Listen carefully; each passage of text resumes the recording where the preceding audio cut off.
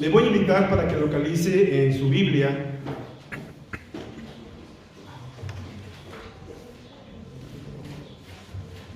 el último libro, el libro de las Revelaciones, Apocalipsis capítulo 7, y demos lectura, mis hermanos, del versículo número 9 al versículo 17.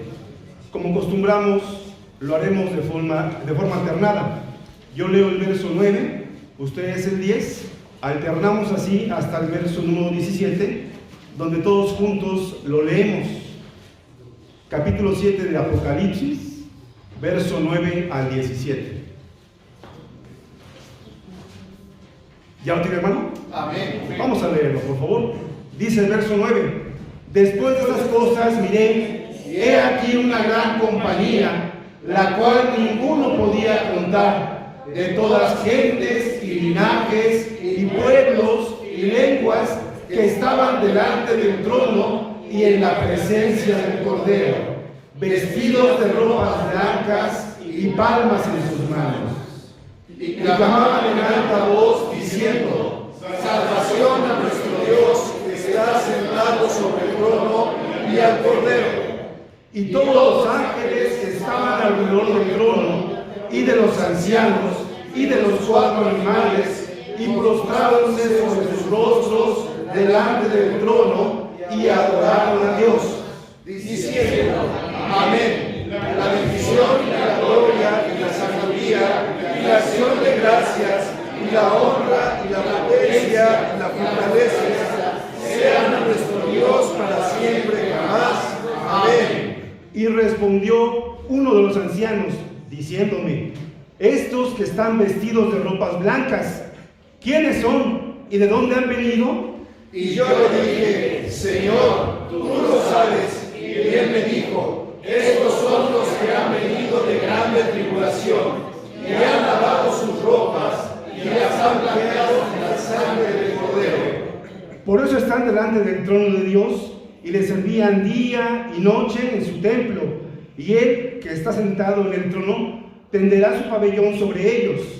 No tendrán más hambre, ni sed, y el sol no caerá más sobre ellos, ni otro ningún calor.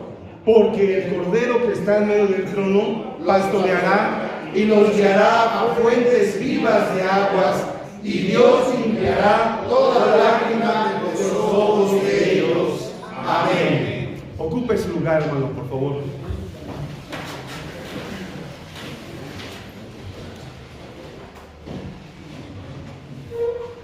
Esta porción de la palabra de Dios, mis hermanos, cuando usted la lee, cuando usted empieza a estudiar, sobre todo el libro de Apocalipsis, empieza a surgir preguntas, empiezan a surgir situaciones tal vez desconocidas en muchos de nosotros, pero la palabra de Dios es muy clara, es hermosa cuando empezamos a leerla, y es hermosa, hermanos, cuando empezamos a entender sus santos dichos.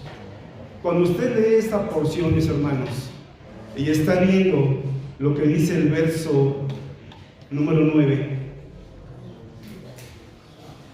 dice: después de esas cosas miré, he aquí una gran compañía, la cual ninguno podía contar, de todas gentes, linajes, pueblos, lenguas, y estaban delante del trono y en la presencia del Cordero.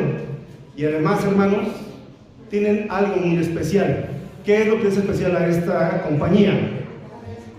¿Están vestidos de qué, hermano? ¿De qué, hermano? De ropas blancas. De ropas blancas, y en sus manos palmas. ¿Qué significa esta parte, hermanos? Esto que estamos leyendo nosotros es algo muy especial. Es algo que la iglesia de Dios debe de entender, debe de manejar y conocer a la perfección. Vean lo que dice, por favor, mi hermano, el capítulo número 4 de Apocalipsis. Una hoja para atrás en sus Biblias, dice el capítulo 4 lo siguiente: 4, versículo 1, dice: después de estas cosas miré, he aquí una puerta abierta en el cielo, y la primera voz que oí era como de trompeta que hablaba conmigo, diciendo: sube acá y yo te mostraré las cosas que han de ser después de estas. ¿A quién se le está hablando estas palabras, hermano? ¿A quién? A Juan, el siervo amado del Señor. Corrobore usted, capítulo número 1 de Apocalipsis, versículo del número 1 al número 3. Apocalipsis capítulo 1, del versículo 1 al versículo número 3. Dice el verso 1: la revelación de Jesucristo que Dios le dio para manifestar a sus siervos las cosas que deben suceder presto, y la declaró enviándola por el ángel. ¿A quién? A Juan su siervo, el cual ha dado testimonio de la palabra de Dios y el testimonio de Jesucristo y de todas las cosas que ha visto. Verso número 3: bienaventurado el que lee y los que oyen las palabras de esta profecía y guardan las cosas que en ella está escrita, porque el tiempo está cerca. La revelación fue de Dios a Jesucristo, de Jesucristo a el ángel, y el ángel se las da a Juan el teólogo, y Juan la recibe. Y el capítulo 4, verso 1, vea cómo lo invitan a que suba a esa atmósfera de la revelación, cuando le dice en el verso 1: después de estas cosas miré, he aquí una puerta abierta. ¿En dónde? ¿En dónde, hermano? En el cielo. En el cielo. Y la primera voz que oí era como de trompeta que hablaba conmigo, diciendo: sube acá y yo te mostraré las cosas que han de ser después de esta. Vea cómo hay un proceso de la revelación. La tiene el Dios Todopoderoso, la da a su Hijo, su Hijo se la da a el ángel, y el ángel la otorga o se la da a Juan, el siervo amado del Señor, y él la escribe allá en la isla de Patmos, y hasta el día de hoy la tenemos aquí revelada, mi hermano. Y me gustaría que usted hoy y yo analizamos un poquito de lo que estamos leyendo, mi hermano, porque no solamente es saber la profecía, es la historia de la iglesia de Dios, el antes, el hoy y el futuro de la iglesia. Y sabemos que el presente es difícil, pero también el pasado fue difícil, pero el futuro se espera y se torna aún más difícil.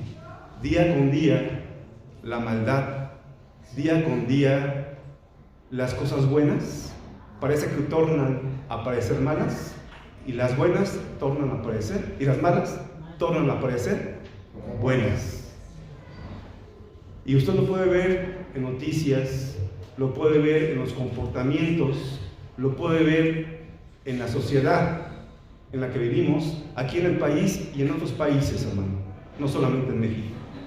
Vea usted cómo estamos llegando a un punto tal en que las cosas parece que son ilógicas lo que está pasando. Parece que son aberraciones, que son cosas buenas, cuando vemos que son cosas malas. Y por eso yo quiero que usted y yo analicemos esta porción de la palabra de Dios. No solamente nos quedemos con la revelación que nos da el apóstol Juan, sino que profundicemos un poco más en lo que dice esta porción de la palabra. Aquí habla que está el teólogo viendo una gran multitud de todas razas, de todas lenguas, de todos linajes, y los ve vestidos de ropas blancas y en sus palmas, en sus manos, palmas. Las palmas, mis hermanos, en la antigüedad significaban, era un signo de victoria. Por eso ya cuando usted lee que Jesucristo entra a Jerusalén, lo reciben con palmas en las manos y le dicen: Hosana, Hosana, bendito el que viene en el nombre de Dios. Es un símbolo de victoria, es un símbolo de que se ha triunfado en una batalla. Pero, ¿qué pasa en la iglesia? ¿Qué pasa con nosotros en la actual iglesia de Dios? Vamos a entrar poco a poco en materia para que usted y yo analicemos esta parte, mis hermanos, que es importante, porque no solamente es el acto que mañana se va a llevar a cabo y que muchos hermanos de nosotros, casi todos jóvenes, van a hacer ese pacto con el Señor y van a bajar las aguas del bautismo y a emerger un nuevo hombre, una nueva mujer, una nueva criatura, y sus ropas, hermanos, están totalmente más blancas que cualquiera de todos nosotros, tal vez. Pero ¿qué pasa en esa transición? ¿Qué pasa del bautismo hacia la vida cotidiana? ¿Qué pasa en el día a día? ¿Qué pasa en el diario vivir en la familia? ¿Qué pasa en el trabajo? ¿Qué pasa en la sociedad? Vamos a entrar un poquito en materia. Vea lo que dice, mi hermano, la segunda carta del apóstol Pedro, capítulo 1,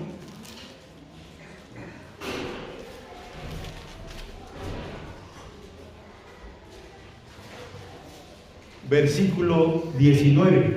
Y quiero tocar este punto para que usted, hermano, tenga muy claro lo que estamos viendo.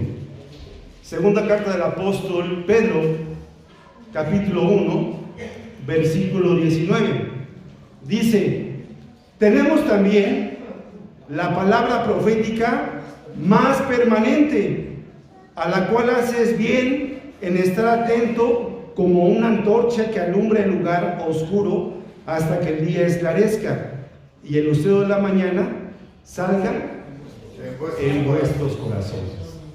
¿Por qué toco esta parte, hermano? ¿Qué tiene que ver esto con lo que estamos hablando de los vestidos blancos y palmas en las manos?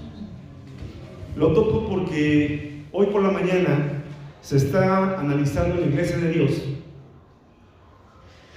los primeros 100 años aquí en México de la iglesia de Dios, y están analizando qué se ha trabajado, qué se ha hecho bien, qué se ha hecho no tan bien, qué se ha dejado de hacer y qué se tiene que hacer. Y hay un pequeño cuestionario con preguntas y tal vez respuestas, definiciones, etc.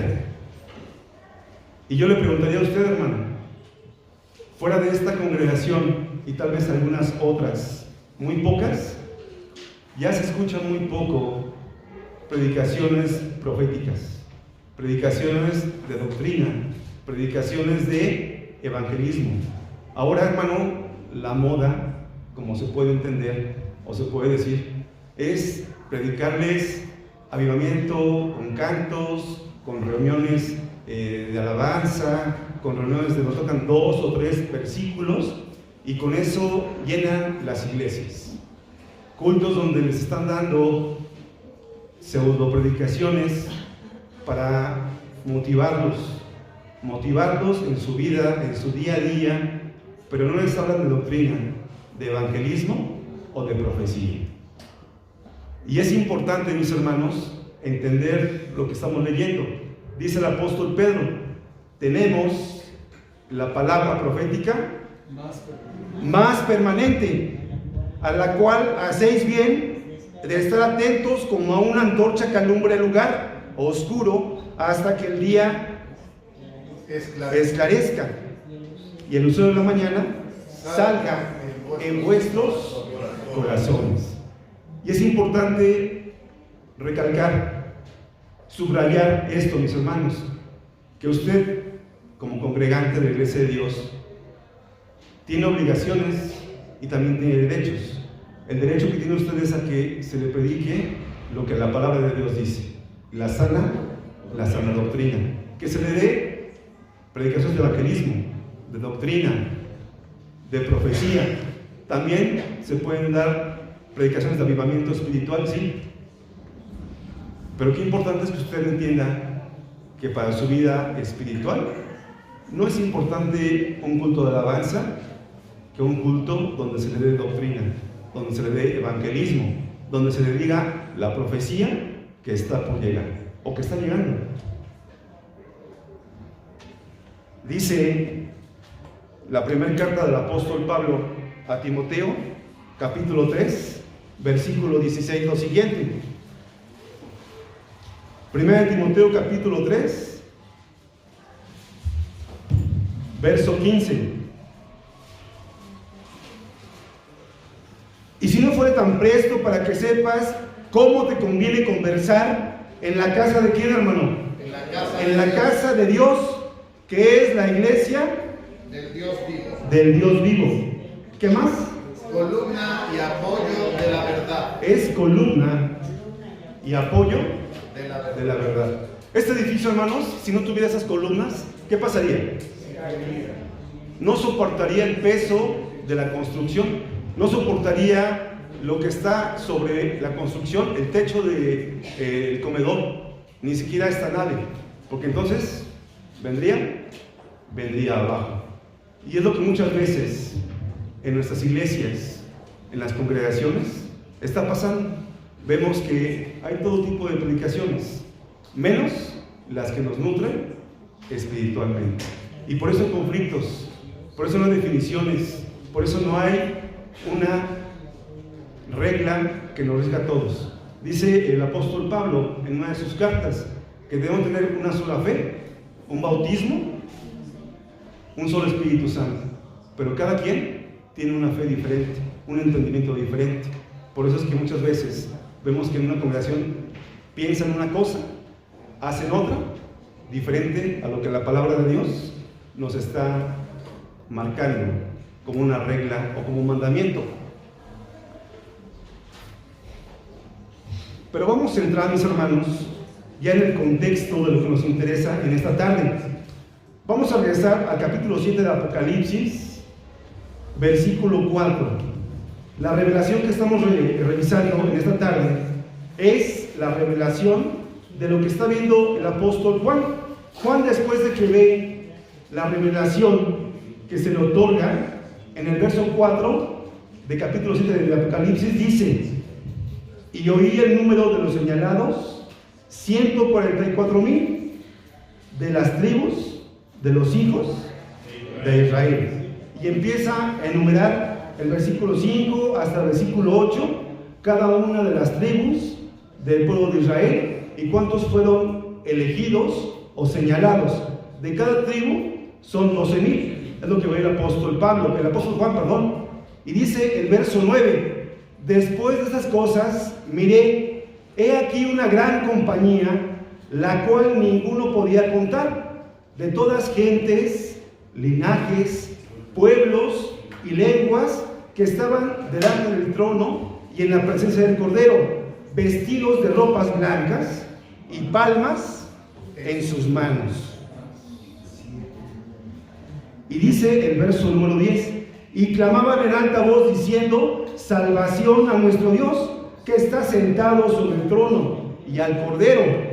Y todos los ángeles que estaban alrededor de él, del trono, y de los ancianos, y los 4 animales, se postraron sobre sus rostros delante del trono, y adoraban a Dios, y decían: amén. La bendición, la gloria, la sabiduría, la acción de gracias, la honra, la potencia, la fortaleza, sean ¿para quién?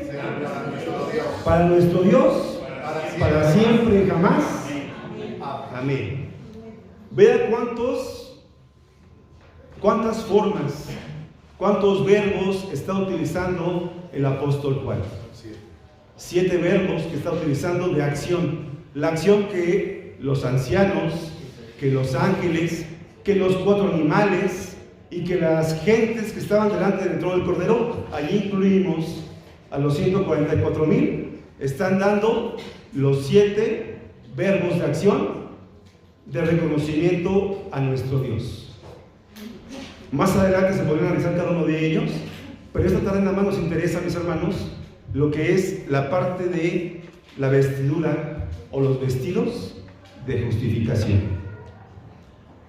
Versículo número 13 dice: y respondiendo uno de los ancianos a Juan, le dice: estos que están vestidos de ropas blancas, y le hace la pregunta: ¿quiénes son y de dónde han venido? Y el apóstol Juan responde, y yo le dije, Señor, tú lo sabes. Y él me dijo, estos que están vestidos o que están aquí presentes de ti, delante de ti, son los que han venido de grande tribulación y han lavado sus ropas y las han blanqueado en la sangre del Cordero. Aquí importante, mis hermanos, es mencionar que no menciona que son pocos, sino que es una grande multitud que nadie puede encontrar. Y aparte de esta información que da el apóstol Juan, podemos responder cuando le preguntan al Señor, uno de los apóstoles, Señor, ¿son muchos los que se salvan? Y responde el Señor, tú preocúpate por tú entrar al reino. Lo demás no es todavía para ti revelado. Pero aquí lo revela el apóstol Juan, que son una grande multitud que nadie podía contar. Se puede entender que son millones y millones de almas que han lavado sus ropas en la sangre del Cordero.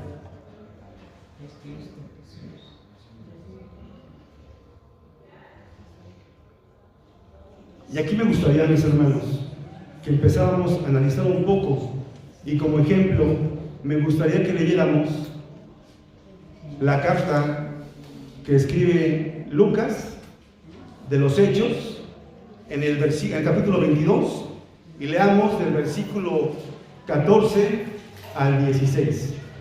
Hechos capítulo 22.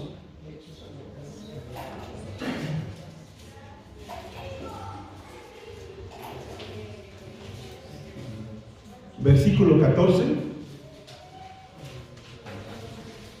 al versículo 16.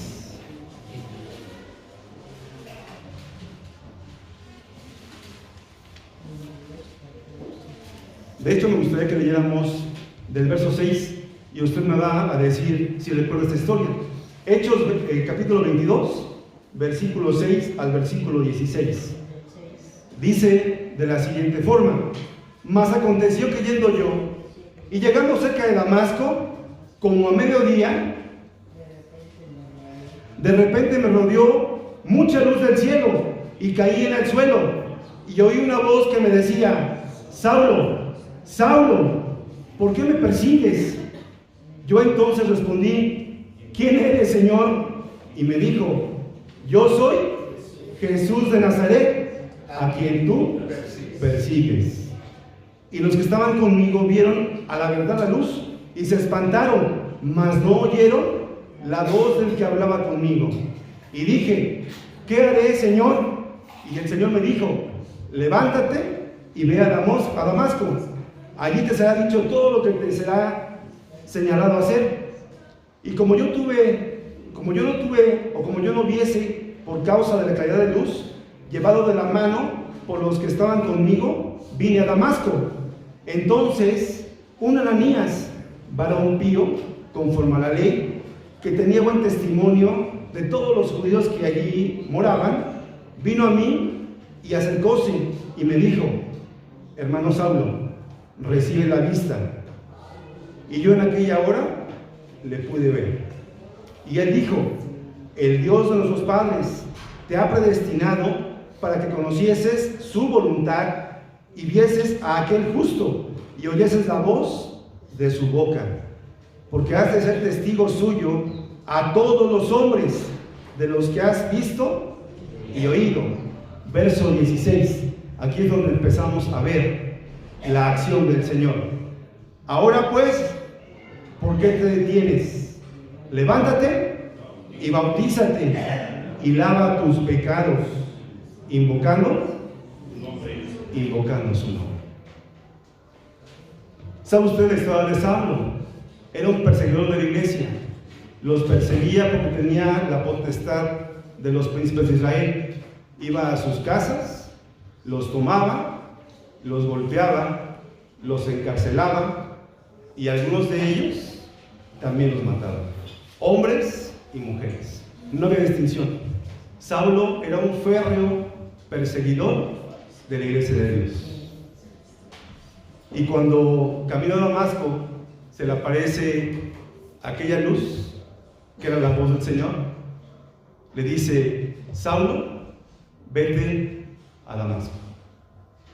Y cuando queda ciego y llega con aquel hombre, Ananías, y le impone las manos y le vuelve la vista, entiende que lo que pasó es la revelación que Dios le está dando a través de Cristo Jesús. O imagínense ustedes ese momento, un hombre perseguidor de la iglesia de Dios, un hombre que los buscaba por todos los medios, por todos los lugares, y de repente, de un día a otro, su visión cambia, su mentalidad, su fe totalmente cambió. Parece imposible de creer, parece algo increíble, pero ha sido así. Y en muchos de nosotros, de los que nacimos en la iglesia de Dios, o de los que llegaron desconociendo la fe de la iglesia de Dios, su vida ha cambiado de esa manera. Ha tenido un giro de 180 grados, en la cual anteriormente tenían una fe diferente o no tenían fe, y ahora su fe está puesta en el Señor. Por eso dice aquí el versículo 16: ahora pues, ¿por qué te detienes? Levántate y bautízate y lava tus pecados, invocando su santo nombre. Isaías capítulo 1, versículo 18. Isaías capítulo 1, versículo 18.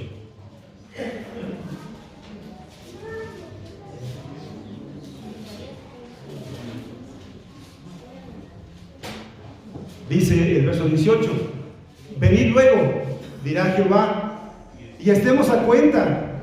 Si vuestros pecados fueren como la grana, como la nieve, serán emblanquecidos. Si fueren rojos como el carmesí, vendrán a ser como blanca lana. Verso 17: aprended a hacer el bien, buscar juicio, restituir al agraviado, oíd en derecho al huérfano, amparad a la viuda. Verso 16: lavad, limpiaos, quitad la iniquidad de vuestras obras de ante mis ojos, dejad de hacer lo malo. Un hecho, mis hermanos, que para muchos de nosotros ha sido un proceso de primero conocer a la iglesia, de saber a qué se refiere ser la iglesia de Dios, y después escuchar unas pláticas, y después empezar a tomar poco a poco esa fe, poco a poco ir caminando y decidiéndose si bajamos a las aguas del bautismo o no.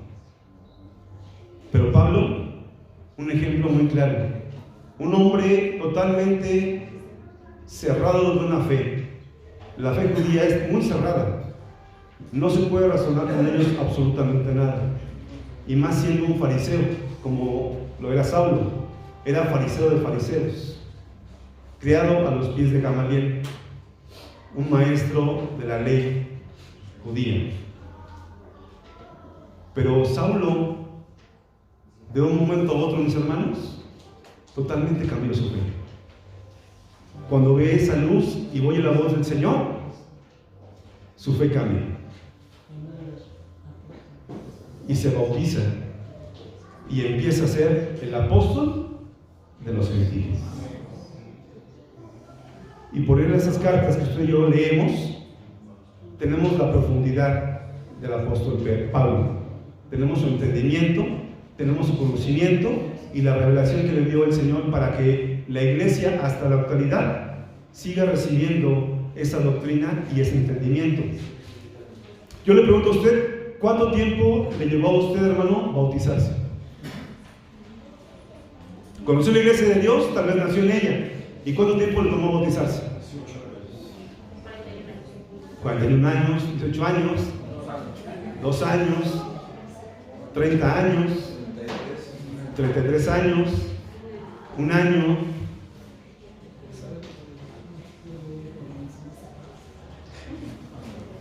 ¿Quién nació en la iglesia de Dios? Levanta su mano. pues un tercio de la congregación. Mi hermano David, ¿a qué edad se bautizó? A los 23 años. A los 23.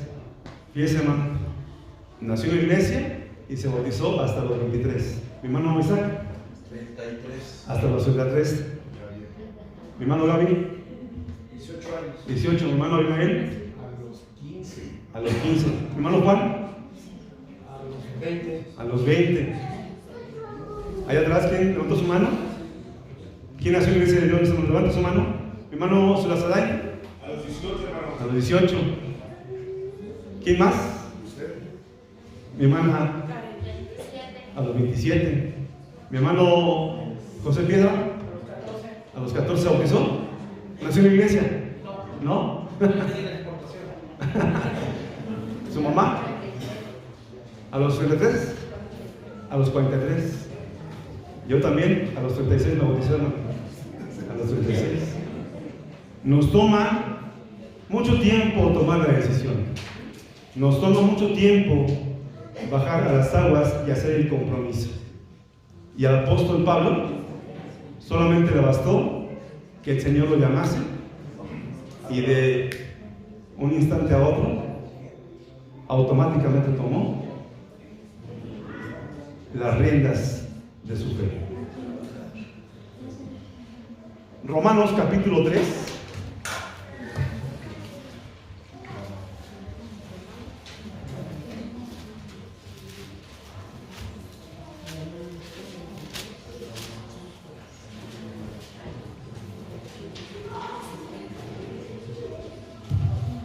Romanos capítulo 3, versículos 23 y 24. Dice: por cuanto todos pecaron y están destituidos de la gloria de Dios, siendo justificados gratuitamente por su gracia, por la redención que es en Cristo Jesús. A usted y a mi hermano, nada nos costó. No tuvimos que pagar absolutamente ningún precio. Nada.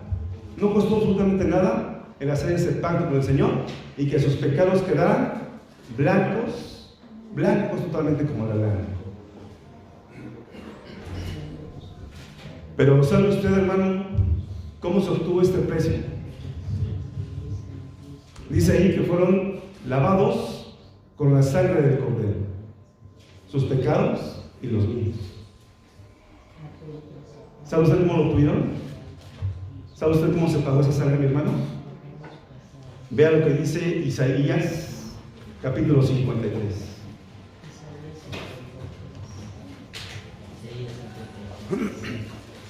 Isaías, capítulo 53.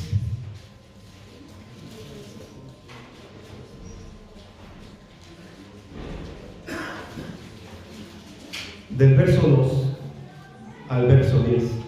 Y ponga, mi hermano, especial atención en esta porción de la lectura. Vea cómo la sangre del Cordero fue obtenida para lavar los pecados de usted y los míos, y que fueran totalmente blancos, y que se olvidaran del pago de la muerte. Dice Isaías capítulo 53, verso 2 al verso 10.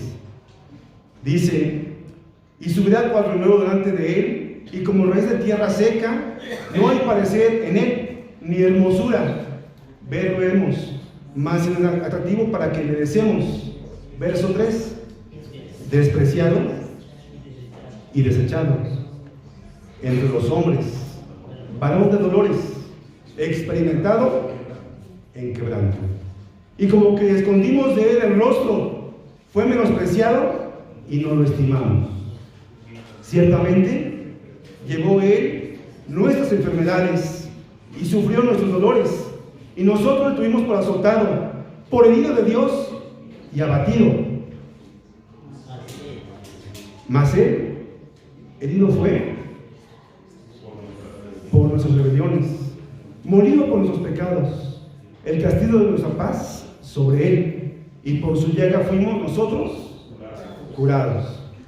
Todos nosotros nos descarriamos como ovejas, cada cual se apartó por su camino, mas Jehová cargó en él el pecado de todos nosotros.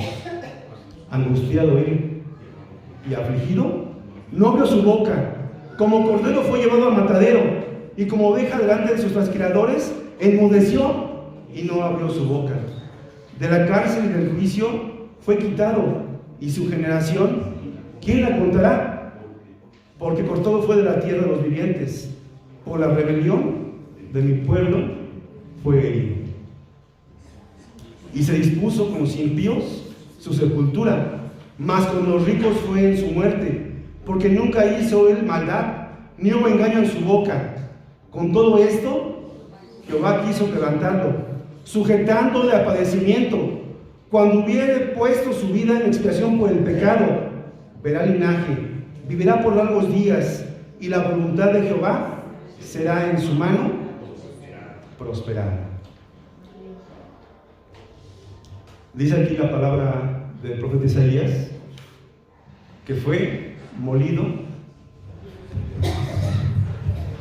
en su carne.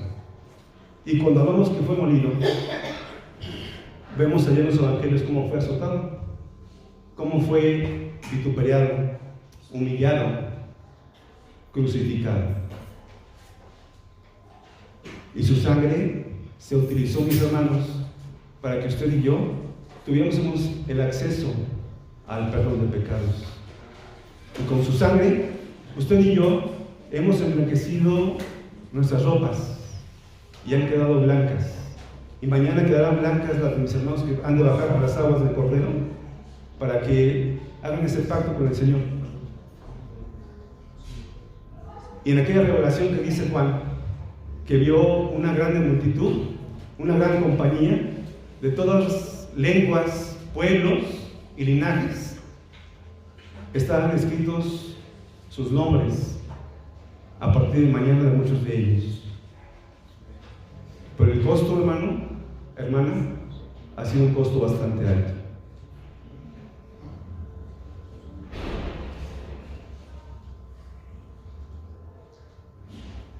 Y en ocasiones, como que no damos un valor real a ese sacrificio. Nos podemos imaginar nosotros tal vez cómo fue. Lo podemos leer, tal vez en alguna película lo podemos ver y tenemos una pequeña idea de cómo fue. Pero a veces el valor estimativo, espiritual que debemos darle, no se lo damos. Y pensamos que el bautismo, ya, estoy totalmente limpio y mi vida sigue igual. Y ese derramamiento de sangre, ese calvario, su valor empieza a minorarse. Por eso, hermanos, cuando dice el apóstol Pedro que tenemos la palabra profética más permanente y que es menester que estemos apercibidos para que podamos entender no solamente las predicaciones de evangelismo, de motivación, de ayuda o de prosperidad que también empiezan a introducirse en la iglesia de Dios, estén en nuestras vidas. Entendamos que la profecía está cada vez más cerca. La vida que llevamos nosotros, cada sábado que usted viene aquí, hermano, estamos un paso más cerca a la redención de la iglesia de Dios. Regresemos al capítulo 7, versículo 14.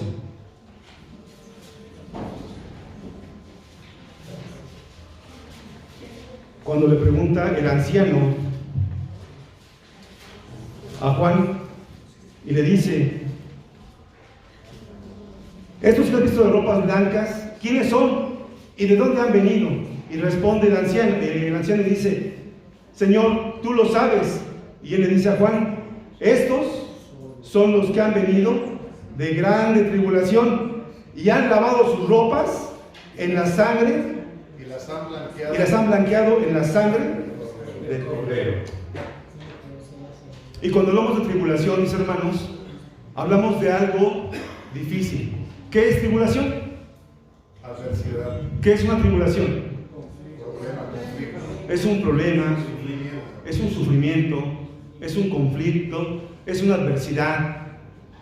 Es algo que nos va a costar mucho trabajo. Y la iglesia de Dios no está exenta de todo esto, mis hermanos. Usted lo puede dar como testimonio. Vea lo que puede ser las tribulaciones. Juan capítulo 17.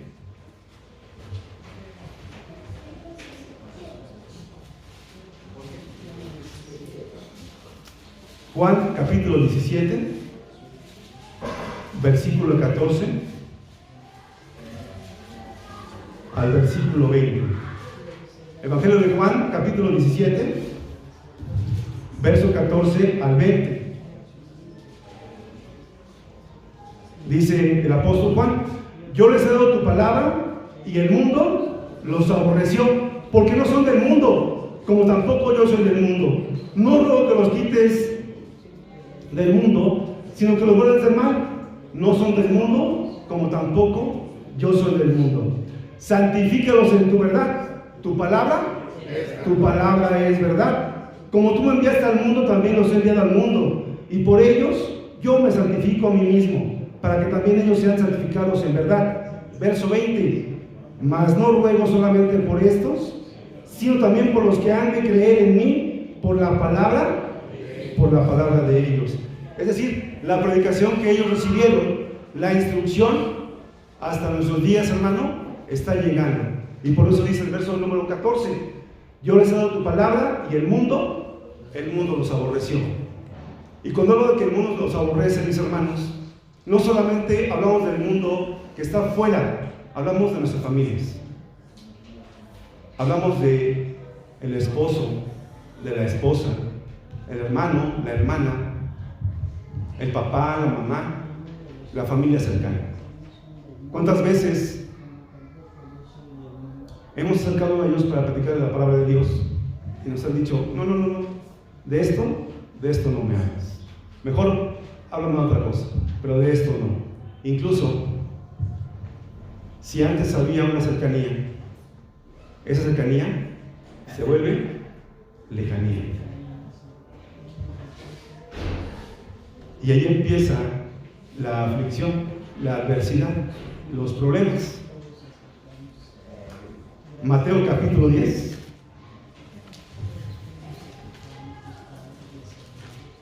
Mateo capítulo 10, verso 22.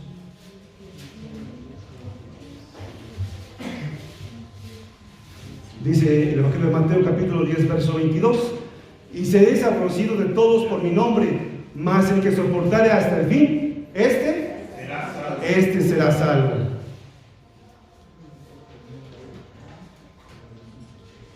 Pero también hay conflictos, hermano, que en nuestra forma de vivir anterior, en nuestra forma de hacer las cosas, de verlas o de sentirlas, también tenemos problemas, también tenemos conflicto, también tenemos aflicción.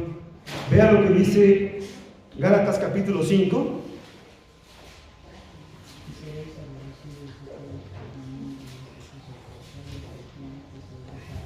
La carta que escribe el apóstol Pablo a los Gálatas capítulo 5.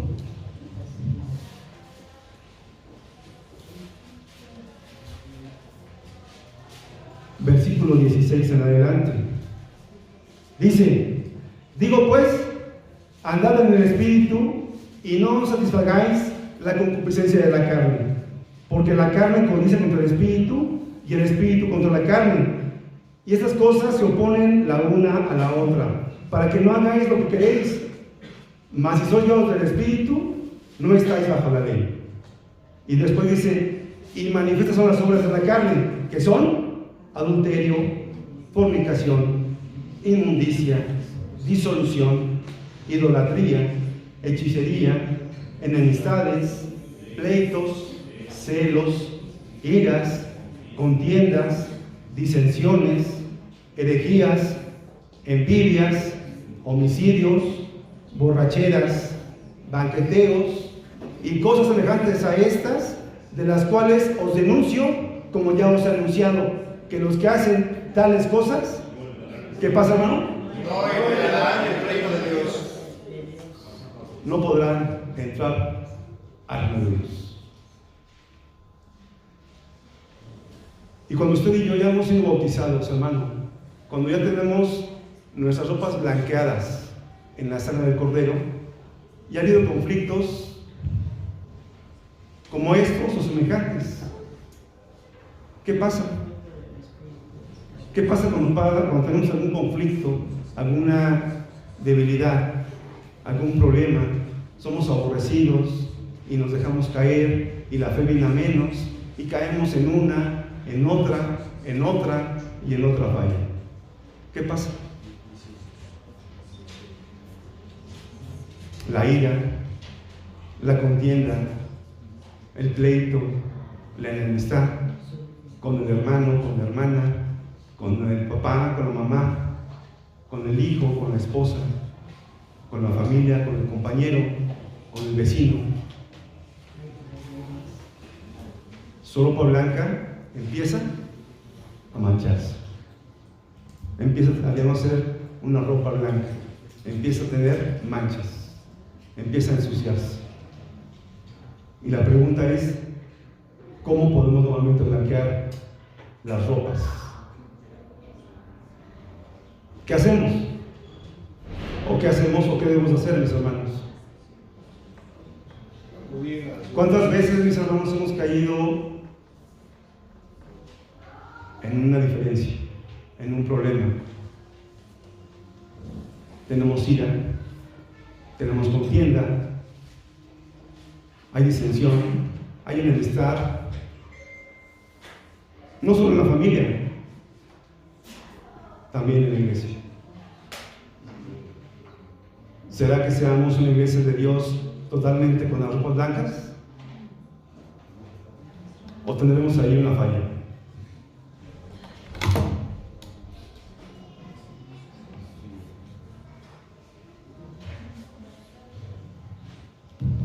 Dice Apocalipsis capítulo 14,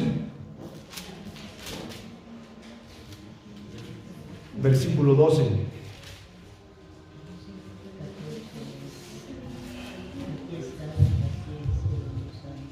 Aquí está la paciencia de los santos.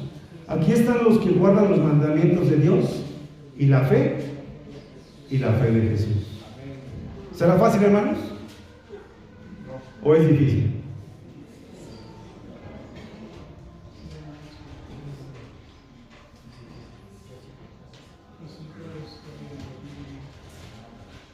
Dice aquí están los que guardan, aquí está la paciencia de los santos, aquí están los que guardan los mandamientos y la fe de Jesús. Colosenses capítulo 3, versículo 9 en adelante. Colosenses capítulo 3, verso 9 en adelante.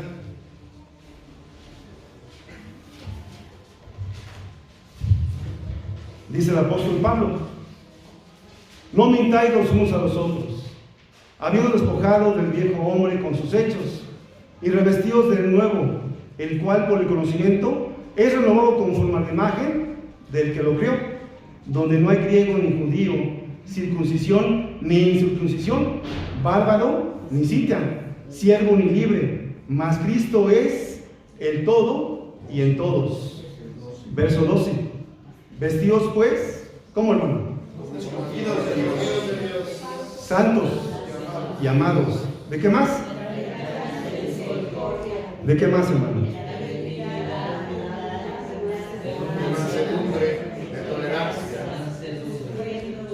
Vea lo que dice el 12. Vestidos pues como escogidos de Dios, santos y amados, de entrañas de misericordia, de benignidad, de humildad, de mansedumbre, de tolerancia, sufriendo los unos a los otros y perdonando los unos a los otros, si alguno tuviera queja del otro, de la manera que Cristo os perdonó, así también, ¿qué, hermano? Hacedlo vosotros. Y después dice 14, y sobre todas estas cosas, vestidos de caridad, la cual es el vínculo de la perfección. ¿Y qué es vestirse, hermanos? ¿Qué es vestirse? Cuando se levanta usted y toma un baño, ¿qué hace? Para ir al trabajo. ¿Qué hace mi hermano, mi hermana? Nos vestimos. Se viste. Si van a una fiesta, ¿cómo se visten, hermano? Si van a una boda, ¿cómo se visten mis hermanas? Abren su closet, buscan el mejor vestido, los mejores zapatos, accesorios, maquillaje, y cuando salen, el peinado, y cuando salen para ir a la boda, ¿cómo salen? ¿Cómo se ven? ¿Cómo la ve mi hermano Abimael? Hermosa. Y cuando usted va a una fiesta también importante, ¿cómo se viste? Lo mejor. Se pone el mejor traje, la mejor corbata, calzado, tal vez algún accesorio, perfume. En el caso de los varones, loción.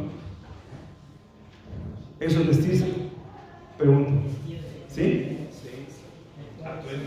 Atuendos especiales. Y dice el apóstol Pablo en esta parte que estamos viendo: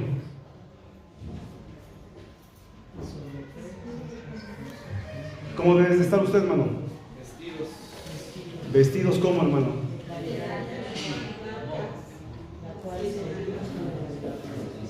Dice, fíjese lo que dice el apóstol Pablo, y a veces no tomamos en cuenta esta parte. Dice, vestidos como escogidos, ¿de quién? ¿De quién, hermano?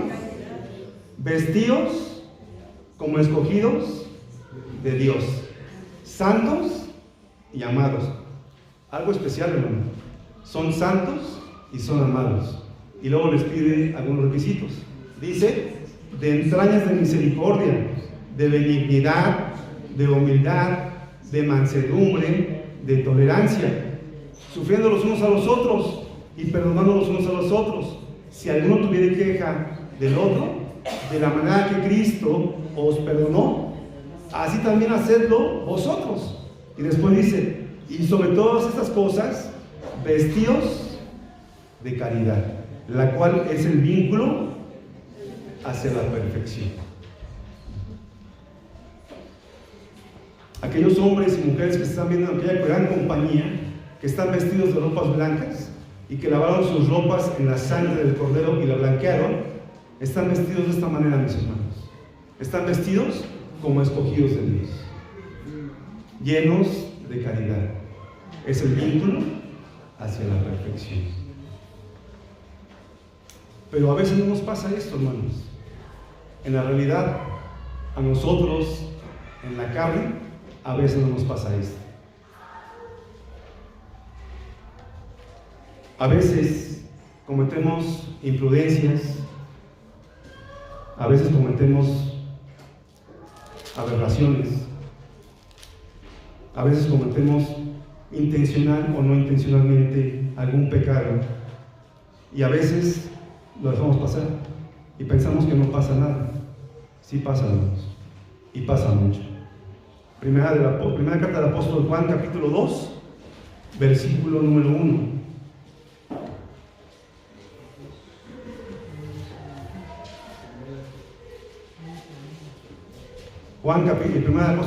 Primera epístola de Juan, capítulo 2, verso 1.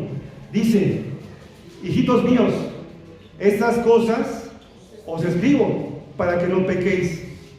Y si alguno hubiere pecado, abogado tenemos para con el Padre, a Jesucristo.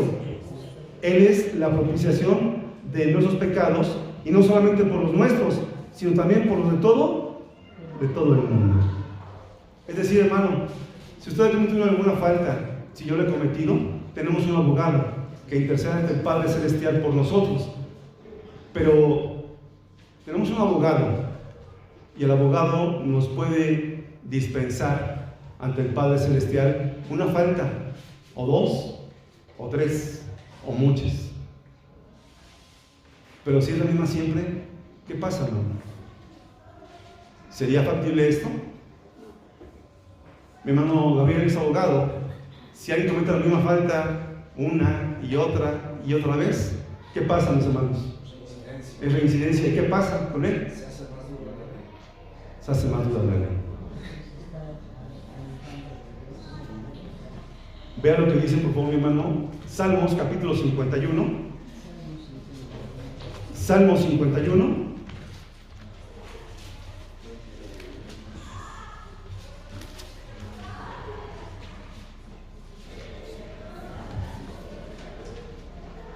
Salmo capítulo 51, versículo 17.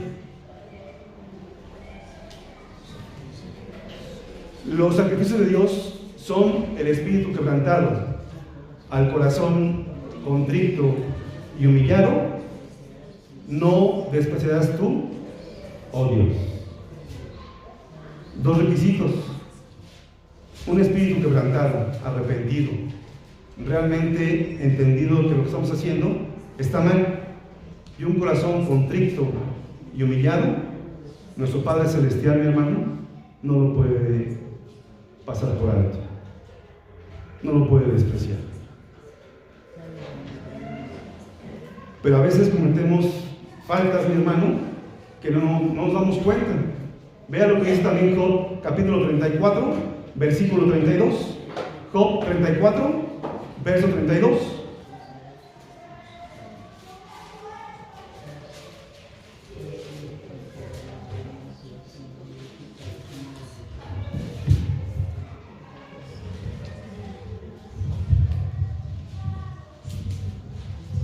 Dice: enséñame tú lo que yo no veo, que si hice mal, ¿qué, hermano?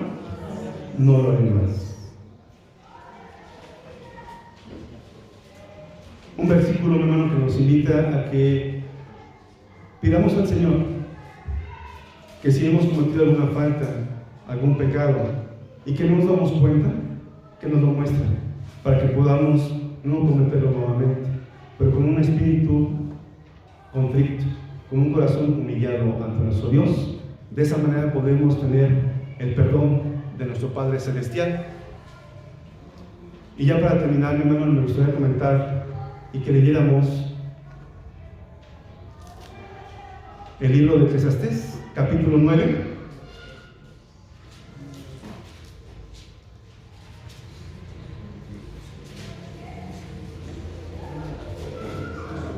Versículo 8. Capítulo 9 de Eclesiastés, versículo 8.